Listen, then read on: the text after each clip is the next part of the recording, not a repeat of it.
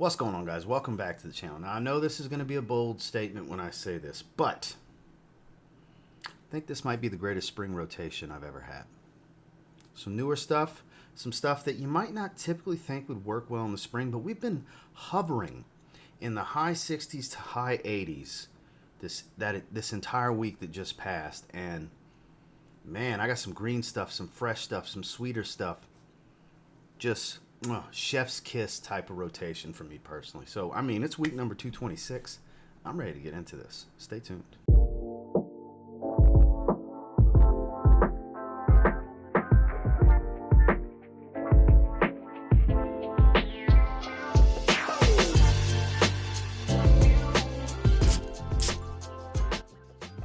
Starting off on Sunday, I actually wore both of the fragrances for this namesake this particular week. This is the sweeter of the two, though. We're talking about Bad Boy Cobalt Elixir. So they don't list the plum, but I smell the plum from the original. They have this truffle note. It's on the warmer, woodsy, heavily thick, sweet side. This is actually a really good fragrance. Performance is well above average. I'm not going to sit here and call it a beast. It doesn't overwhelm me, but if you spray this one heavier, I could see where it would get cloying. But man, I'm going to give it a little spray. I quite like this one. I could see where it's not going to be for everybody as well. There's a little bit of an astringence to the top of it. I believe that's part of that plum note that they're not listing, because it's like this almost tart-like juicy fruit smell with a heavy dose of vanilla truffle combo. Can't exactly pinpoint what the truffle smells like, but I definitely get vanilla here. It's a really good fragrance. If you like sweet designer fragrances, you'll like it. If you don't like sweet designer fragrances, steer clear. You're going to hate this fragrance, but I sure enjoy it. During the day, Bad Boy Cobalt Elixir, and then when I got the shower, I went from something so thick and sweet, I wanted fresh. So I went with one of my favorites out the shower these days. This is Lemon Dulci from Happy Chopard. Man, this is such a great fragrance. When it comes to cheapies, this is one of the better cheapies I've picked up in a very long time. Bright, juicy, airy, fresh cut lemons, a little bit of fresh white florals, and clean white musk. And every time I say that, I always have to mention that I don't even remember if that's what the note breakdown will tell you, but that's what it smells like to me. Fresh cut lemons, fresh white florals, clean white musk. It's just easy going. It's actually a women's fragrance, marketed for women anyways. That's, I think, is perfectly unisex. It's a very vibrant, fresh, kind of uplifting scent, if you will. And it's super cheap. Out the shower, Happy Chopard's Lemon Dulci. Moving into Monday, we went back to back with these kind of thicker, sweet fragrances. Now, I'm not typically the most gourmand-friendly kind of guy, but there's certain ones that really do it for me. And I was just in the mood, finding a reason, basically, to wear Signature Aurum. And I found my reason. It was a kind of a slightly cooler, cloudy day, you know, not really all that cold. It was like high 60s, low 70s, you know. It was fine. I was inside for most of the day. It wasn't much of an out and about type of day. Thick, raw honey, cinnamon sticks, hazelnut, sticky amber. It's really good, especially if you like honey. You have to like honey. It's based around honey.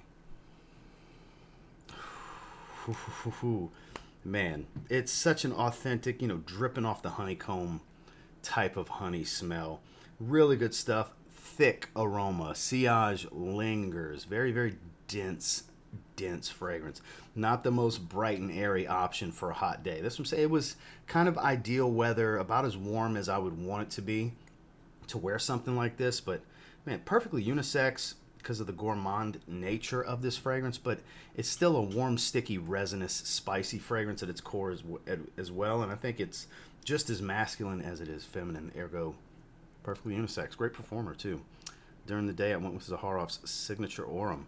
Then we got the shower. We switched it back up to fresh again with Guerlain's Aqua Allegoria Orange Soleia. So this is a blood orange note that when I smelled it the first time, I would not have thought blood orange. Orange, clear as day, but it comes across like almost an orange and neroli or orange and orange blossom and neroli kind of smell, because it's actually fresher and softer than being dominated by blood orange would make you think, because blood orange is typically a very zesty note. I don't really get any zest here.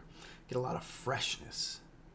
It's very beautiful, rich, really good quality. Beautiful fragrance. I mean, this is immediately one of my favorite Guerlains. Now, I only have maybe 10 fragrances from Guerlain at this point. This is top 3 for me. This is a beautiful experience. Perfectly unisex. Everybody can enjoy this one. Great for a warm spring day. Out the shower, obviously very uplifting. It's a very clean fragrance.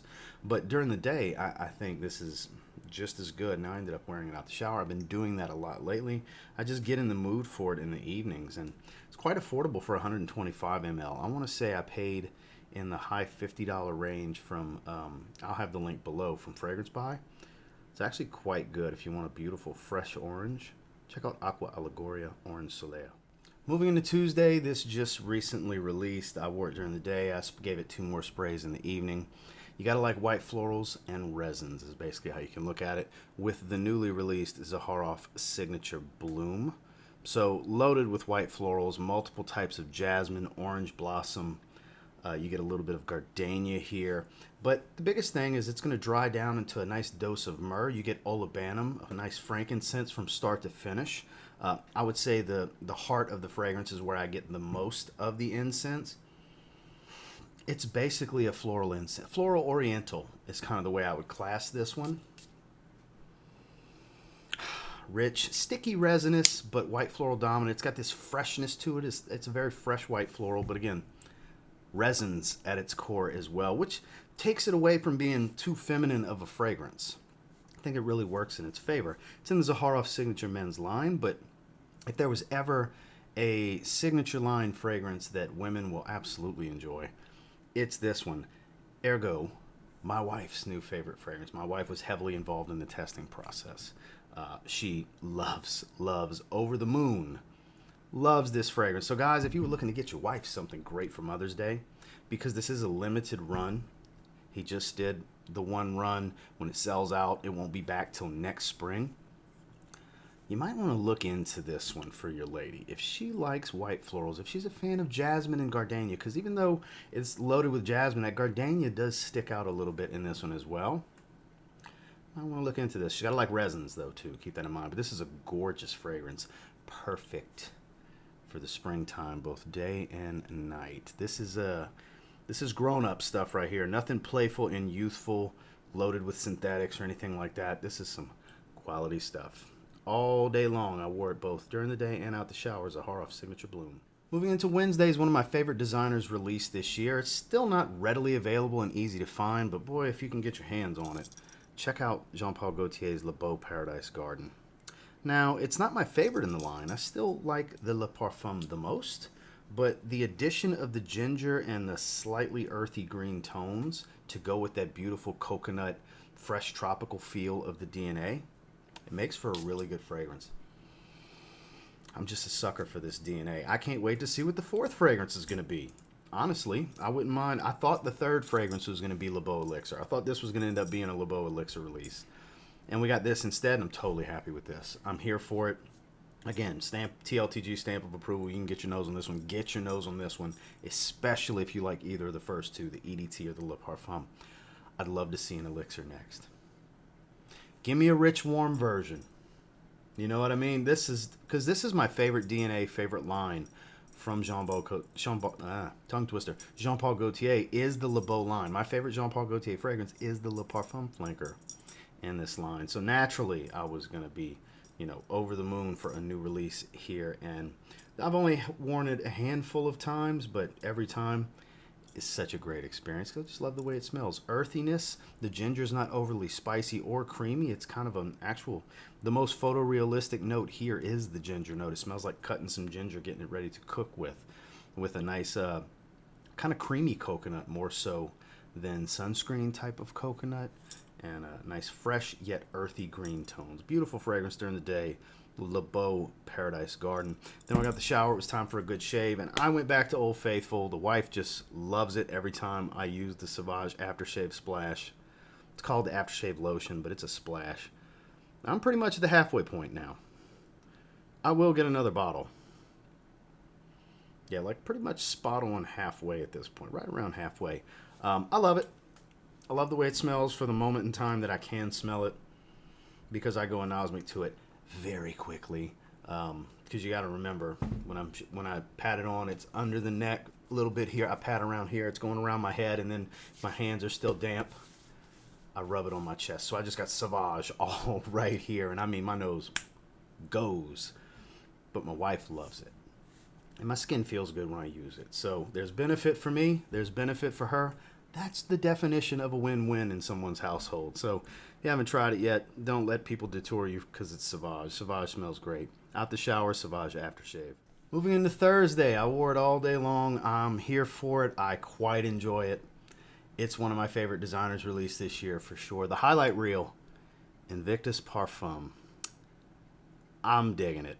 So any of you that were fans of the original Invictus, Invictus Legend, Invictus Aqua, Invictus Intense, any of the first four, basically, and even a little bit of Platinum. I get kind of the herbal green tone from Platinum. You'll like this. That's why I call it the highlight reel. It's kind of a highlight of the whole line, minus the 2 Victory fragrances. I don't really get the Victory fragrances tied in here, like patchouli and heavy vanilla. I don't get any of that here. Or like a lot of incense. Incense is pretty tied to the Victory fragrances. They're beautiful in their own right, but this is more of the original's DNA. This is what the Parfum should have been, a callback to Invictus. And some people are like, oh, it just smells like Invictus, and or it smells too much like Legend.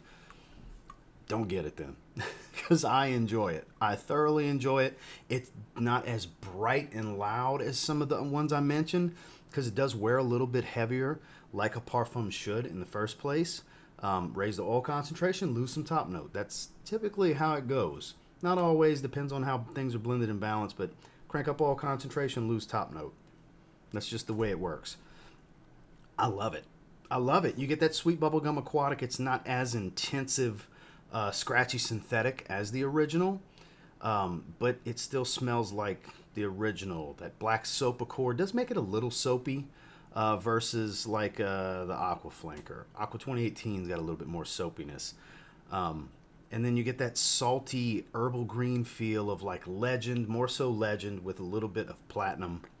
I love it. Lasts a long time on my skin. I did get a little bit of nose fatigue to it.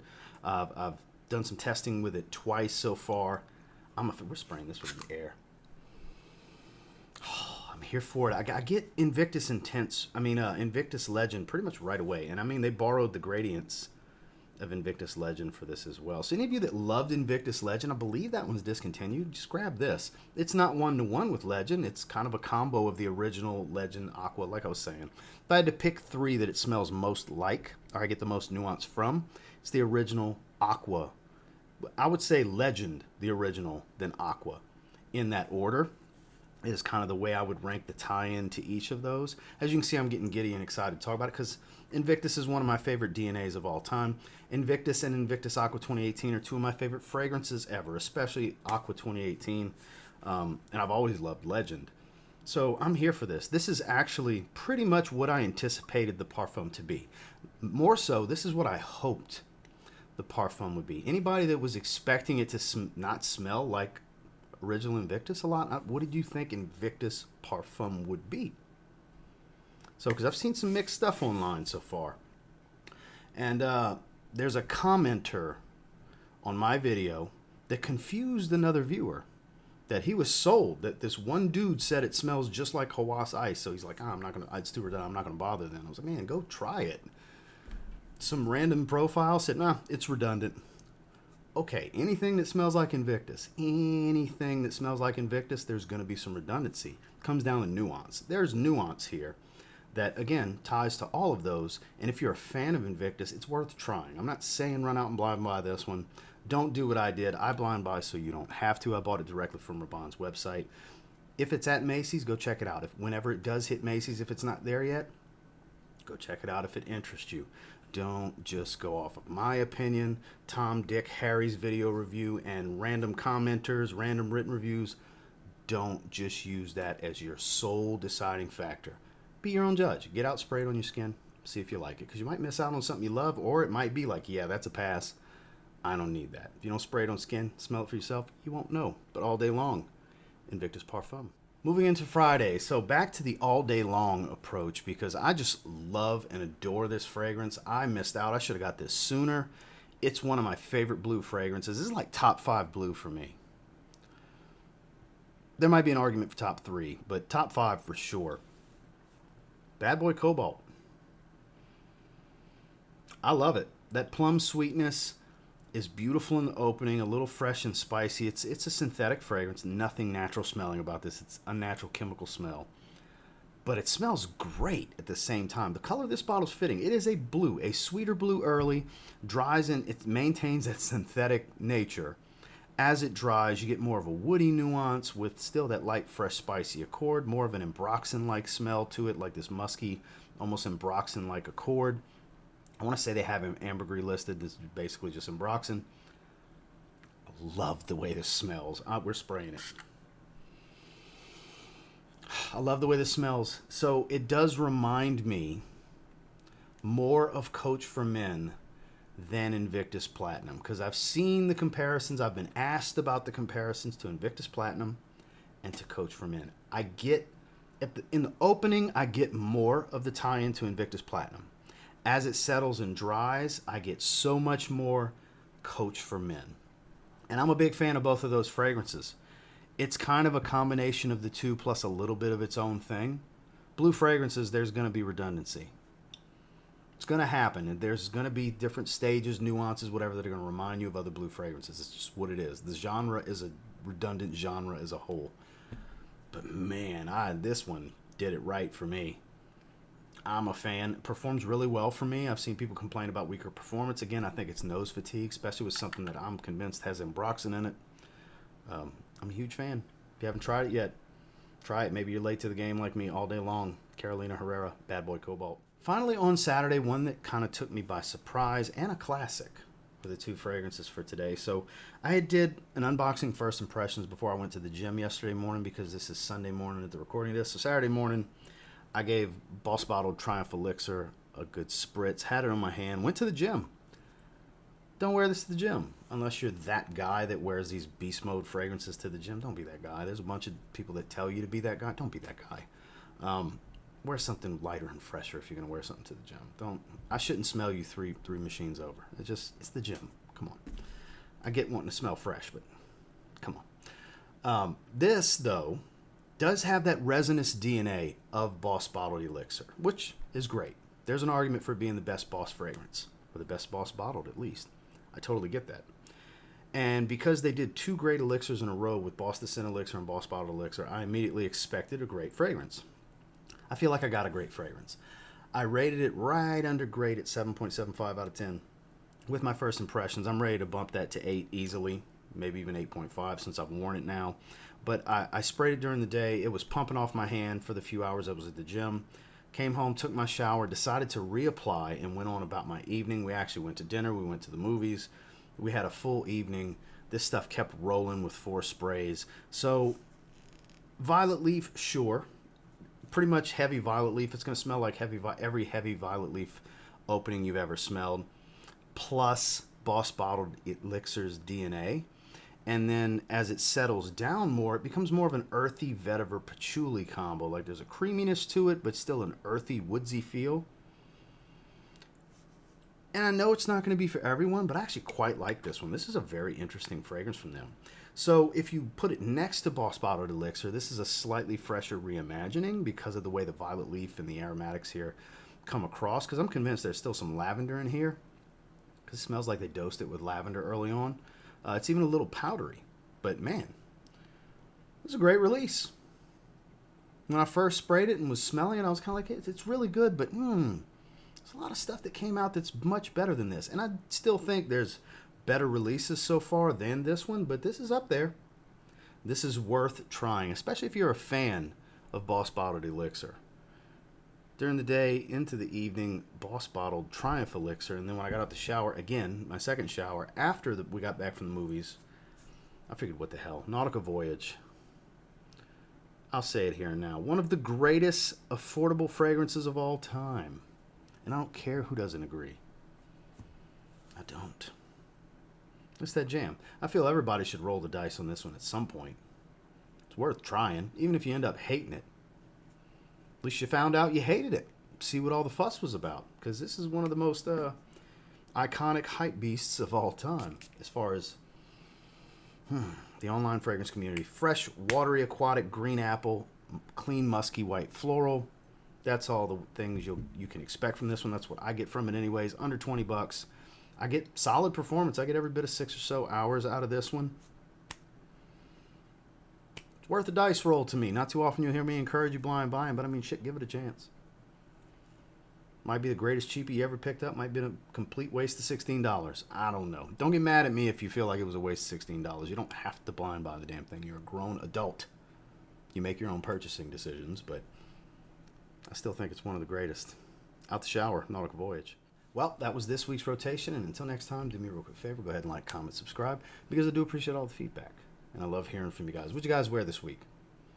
Sound off down below. I'm very curious what you guys wore, as I always am. It's my favorite comments to read every week, is what you guys have been wearing in your own personal rotation.